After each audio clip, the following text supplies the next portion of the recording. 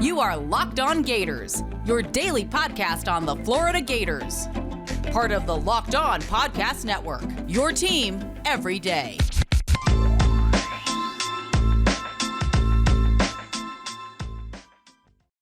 Hello and welcome back to another episode of Locked On Gators, part of the Locked On Podcast Network, your team every day. Thanks for making Locked On Gators your first listen of the day. We are available daily and free wherever you listen to the podcast. Today's episode is brought to you by BetOnline. BetOnline has you covered this season with more props, odds, and lines than ever before. Check out BetOnline. It's where the game starts. Happy Friday. I'm Brandon Olson. You can find me on Twitter at WNS_Brandon. Find all my written work with Whole Nine Sports and GiantsCountryFSI.com. And before getting into today's content, just ask you to like, subscribe, comment, review, do whatever it is that you're comfortable with, but it's appreciated. Now, there are two big Gators targets committing today. If you're listening to this sometime in the afternoon, one of them might have already committed because we've got Peter Woods and Eugene Wilson III are both committing today, and both have Florida in their final whatever number because they're different numbers. Peter Woods is the 5-star defensive lineman, a top 25 player. And yesterday, John Garcia was talking about him, and he was saying he's that kind of tweener type that the SEC loves to have, DT, DN, you can play them both. His Final Four was released, and it is Florida, Alabama, Clemson, and Jackson State. And as John said yesterday, with all respect due to Deion Sanders, Jackson State likely isn't going to happen. It's likely not the landing spot for Peter Woods, but he's an Alabama kid, top defensive lineman from Alabama. So Alabama is obviously always going to be in play for those kind of kids. Florida has been in touch with him for a long time, and for a long time, Florida was one of those schools where Florida could be pushing Alabama. And then Clemson is the other school where it's like, well, Clemson might be the biggest threat. So, like most Florida fans, I don't fully expect Peter Woods to commit to the Florida Gators. But at the same time, I'm not going to say, oh, we're not getting Peter Woods. There's a reason that we're in the Final Four. But then it's the same reason I'm saying Jackson State likely isn't happening. But you can't rule it out because there's a reason they're in the Final Four. So I think that's the weird thing. And also, like John was talking about yesterday with Peter Woods, it's a little odd because every school has some sort of confidence about their ability to get Peter Woods to commit to them. And it's usually not the case this close to a commitment date. So Peter Woods is an option for the Florida Gators. I'm not going to be the pessimist that so many listeners and so many Gators fans like to be. I will be realistic and say that it might not happen, and I'm not expecting it to happen, but I wouldn't rule it out.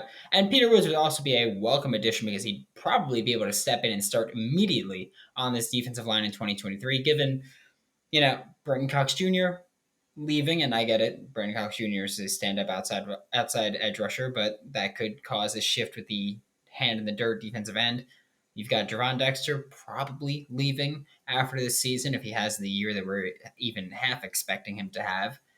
And then right now, nose tackle is a complete toss-up. So defensive tackle behind Javon Dexter is a complete toss-up. We could love players like Chris McClellan, and we do love players like Chris McClellan, but at the same time, we probably have to acknowledge we don't know for sure what he's going to be. Then on the flip side, there's Eugene Wilson III, who is a 4-star athlete, but I called him an athlete yesterday when I was recording with John. And even before I finished the question, John was like, he's a receiver. Like you could list him as an athlete, but he's going to play receiver. Kerry Colbert is the one that has been recruiting him for the Florida Gators, a top 150 player, so obviously not as prestigious as Peter Woods, but still incredibly prestigious for Florida. That'd be a big add.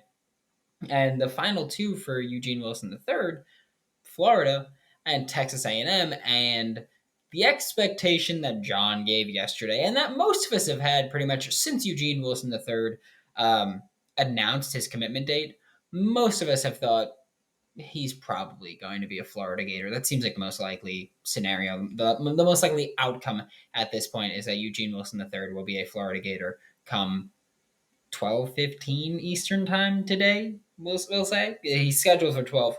but we'll say 12:15 Eastern time today. Most likely Florida Gator, which big because Florida has done a good job of recruiting lately, but again, public perception is that Florida has struggled mightily despite having tremendous success over the past couple of weeks, adding four-star players. But Eugene Wilson would be a big add on the offensive side of the ball, which has had a little bit of an issue gaining traction here. So adding Eugene Wilson the third would be big, and especially when you look at this team where they're kind of lacking that elite speed and explosiveness. We've got a bunch of big-bodied receivers that can make plays, but it's no secret that the Florida Gators, oddly enough, are lacking some kind of legit dynamic threat at receiver this year. We were hoping it could be Fenley Graham, but he's now in the transfer portal.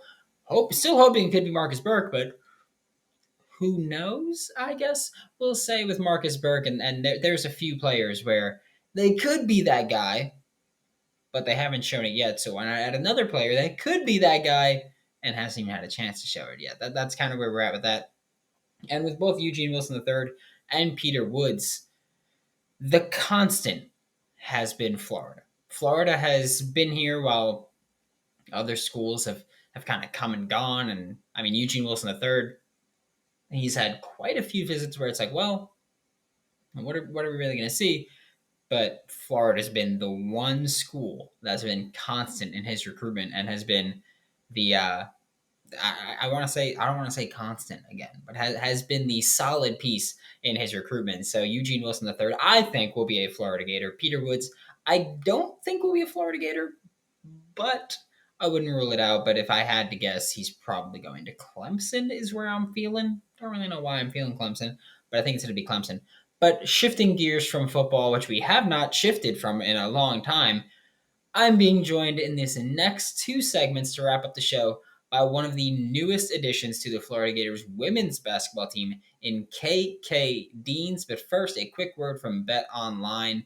And if you think the Florida Gators will win 7 games this year, if you think they'll win 6 games this year, right now, BetOnline has the Gators win total set at 6.5. So if you want to make some money and you're feeling pretty confident, check out betonline.net. It's your number one source for all of your betting needs and sports information. I've been using BetOnline for coming up on 6 years now, and it's amazing. Not just football, basketball, baseball, soccer, hockey, table tennis, darts, esports. Bet on everything. You can bet on politics. You can bet on if aliens will invade and which country they'll invade. You can bet on economics, reality TV shows, award shows. Just head to the website today to use you or use your mobile device to learn all about the trends and action. Check out BetOnline. It's where the game starts. College programs must be competitive in name, image, and likeness. It impacts current athletes and affects the decisions of recruits, which we've seen so often already. And Gators fans can help put Florida at the forefront of NIL. The Gator Collective is leading the charge, uniting fans and student athletes like never before. You can commit for exclusive content, interactions, and events which bring you closer than ever to your favorite players. Also, by joining the Gator Collective, you're empowering these student athletes, like the one that you're about to hear from, KK Deans, to build relationships and develop skills that go far beyond just making money. You're providing an avenue for these Gators to excel in life. NIL will change the landscape of college sports that already has, and Florida can't be left behind. Gator Nation, do your part by joining the Gator Collective today at www.thegatorcollective.com. Joining me now for Locked On Gators is one of the newest additions to the Florida Gators women's basketball team in KK Deans. And this, I'm going to let you know now, for the entirety of your time in Gainesville, I'm going to be screwing it up because we just had Kiki leave after a couple of years, and now we've got KK here. But you were at West Virginia for a couple of years before this. What went into your decision to transfer from West Virginia, and why did you pick Florida? Um, well, I actually graduated from West Virginia, so I was looking for a new home. I felt like my time for West Virginia, I did enough there and loved them to death, and I was ready for a change. So Florida showed me love, had a nice family atmosphere, so I just decided to join the family. And just what was your recruitment like? Was it Coach Finley that kind of led the charge for you, or was it any assistance? Yeah, the coaches here, they were real, they were always in my phone, always checking on me, always asking how I was, and through the, process of being in the transfer portal and just opening up our recruitment again. And they just always show love, and it just felt comfortable. And what is it that you enjoy doing when you're not playing, when you're not practicing, when you're outside of basketball? What is it Mhm. that you enjoy doing off the court? I love listening to music. Love doing anything with music. I also just love hanging and getting to know my teammates. I pretty much hang with my teammates outside of basketball 100% of the time. So that's pretty much what I do. Can I get your top five artists right now who you're listening to the most? Top five. I listen to alternative music. I like Alex Isley. I like Sir. I like Masego. I'm a big Drake fan. He's probably number one of all time for me. Yeah, Drake is definitely up there. But rap, I guess, Baby and Dirk. Okay, I'm so upset that you said Drake. That's just Why? I can't stand the last like three albums. Uh, Like from Scorpion, it's just been downhill with him. I just can't oh, do. I'm sorry, I can't. wow. I got to see him perform live once. It was like him with Future, and it was at Mm-hmm, Madison Square Garden. It was close, and it was the best show I've ever been to. mm-hmm. But I feel like since then, my opinion of him has just dropped so much. Just I don't know. I don't Wow. know. I'm not a big Drake guy anymore. But and It's then okay. yeah, I mean it is how it is. And you just mentioned Drake is probably number one all time for you. But flipping to a basketball perspective, there's an constant argument of who is the greatest of all time. Where do you fall in that? Is it Kobe, MJ, LeBron? Well, definitely not LeBron for me. Oh, Um, okay. Definitely not him. But MJ is my GOAT for sure. I did grow up watching Kobe, so I always have a respect for him.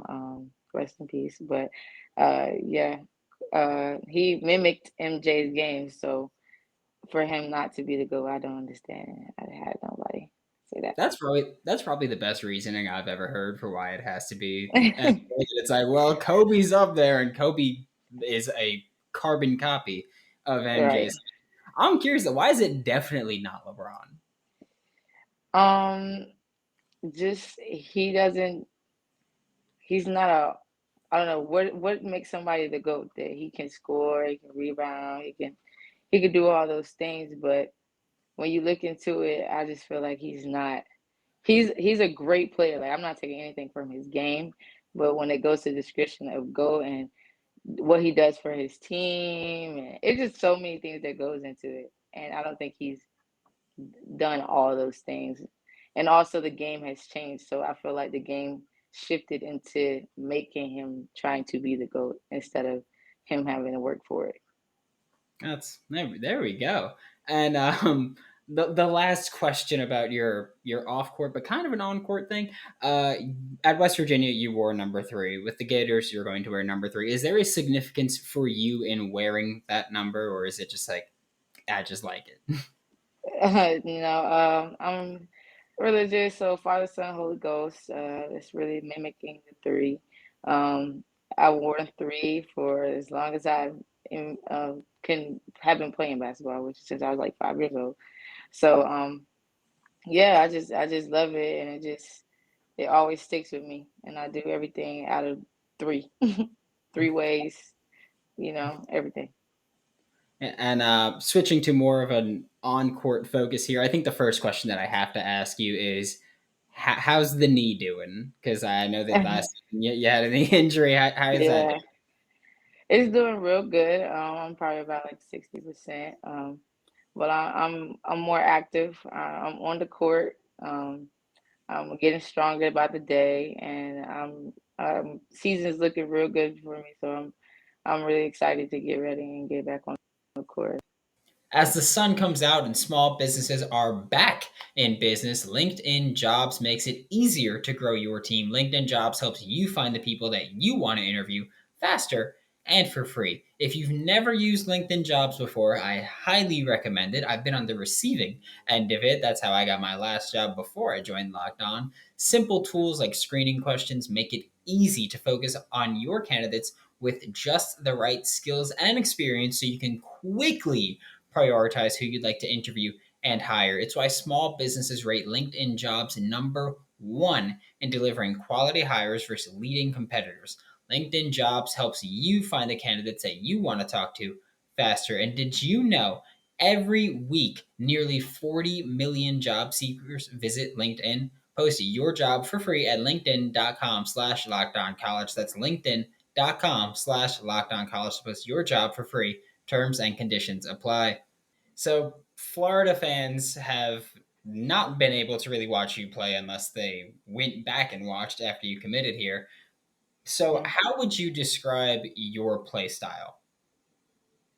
I'm a high motor player. I always have lots of energy when I play. Um, I love defense, so I'm a defensive player. I can score too. I love to get up and play good defense, and feel like that's the spark of energy for any good team. So yeah.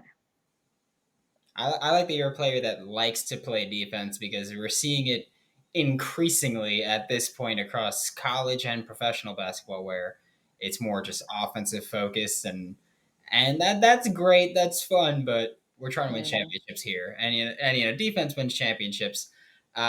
Right. And we've had players on the show before, like Zippy Broughton was here and Nina Rickards, your teammates now were on the Hmm. show before, and they're both very defensive driven players that can score, but are there any specific players, whether in the NBA or WNBA, that you model your game after? Not necessarily model. I love to watch. I'm from North Carolina, so CP3 is real big. So I love how he plays. I always wanted to be a point guard, kind of like him. But as a point guard that can score, Kyrie, not very now. Kyrie, you don't know where he's going on right now, but but Kyrie, definitely is a top point guard, and also Steph too. So those are pretty much the three point guards that I look at. And I know it's a little difficult at this point to kind of work on your game, I guess, since you're dealing with the knee injury. But is there a specific area of your game that you're looking to improve upon when you get to Florida or at the start of the season? Um, yeah, I mean, at West Virginia, I played a lot of two. I came into college being top recruit point guard, so adjusting to being a two was at West Virginia. So here I'm gonna be adjusting going back to the one. So just perfecting that, perfecting point guard skills, um, and my 50 40 90 is my goal this year. I was close to it when I was playing when I before I got injured, so that's my goal to just come in this year. And that's something that's also very interesting and exciting if you're kind of um, a numbers nerd like myself, where it's like 50, 40, 90 for the listeners that don't know is 50% field goal percentage, 40 from three, and 90 from the free throw line. And in college, we just see so many free throw shooters that aren't great, I'll say. So it's a breath of Right. fresh air to see someone who wants to put emphasis on improving at the free throw line, and that's awesome to see. Are there any specific goals you have for yourself or the team for the remainder of the season in your first year in Gainesville? Oh yeah, the goal is to win the championship. They got coached last year, and I think we could do it this year. I think we have all the right pieces, and I think it can happen if we put the work in and do what we have to do on and off the court. We can reach our goal. Yeah, I'm hoping so. Little biased here, but I'm definitely hoping that you can make that happen. And thank you so much, Kiki, for joining the show. Catch her on the court this season for the Florida Gators and catch her on Twitter at KKDeans. And if there's anywhere else you want to shout yourself out, feel free. Oh no, Twitter, Instagram. Instagram's KK_Deans. Twitter is KKDeans. Just stay tuned. Thanks, KK. Thank you. Mm-hmm. Thanks for making Locked On Gators your first listen of the day every day. We are available daily and free wherever you listen to podcasts. We'll be back Monday with the latest and greatest on your Florida Gators. Now make your second listen to Locked On SEC podcast hosted by Chris Gordy of Sports 790. Get the best coverage on the best conference, including the best university, University of Florida. For Locked On Gators, I'm Brandon Olson. Don't forget to follow me on Twitter at WNS_Brandon. Find all my written work with Whole Nine Sports and GiantsCountryFSI.com, and I will see you all tomorrow, Monday.